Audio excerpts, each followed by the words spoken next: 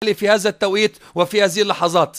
يا ما سجل الأهلي في هذا التوقيت. وائل جمعة سجل من قبل وفاز باللقب. يا ولد يا ولد، عملها جده والله ما في حد قده. جده في الوقت المناسب يقابلها حسب الميعاد. كرة عرضية من محمد بركات يقابلها حسب الميعاد يا حبيبي، حسب الميعاد جينا. ويا له من ميعاد، الدقيقة 90 والثانية 30 والمتر رقم 3 وضربة رأس بهدف رقم 2 ليتقدم جده للنادي الأهلي، ليقترب ويصعد بالقدم اليمنى إلى منصة التتويج بالسوبر رقم 11. من هنا كانت البداية وهنا كانت النهاية. نظرة فابتسامة ثم موعد فلقاء بضربة رأس من داخل منطقة الجزاء. قد تكون للأهلوية هي عدالة السماء، لكن شوف الأستاذ ده بيعمل ايه. بص شوف بركات بيعمل ايه، وشوف جده بيجي في الوقت ايه. بركات بيعمل ايه وجده عمل اللي عليه، والأهلي الله عليه.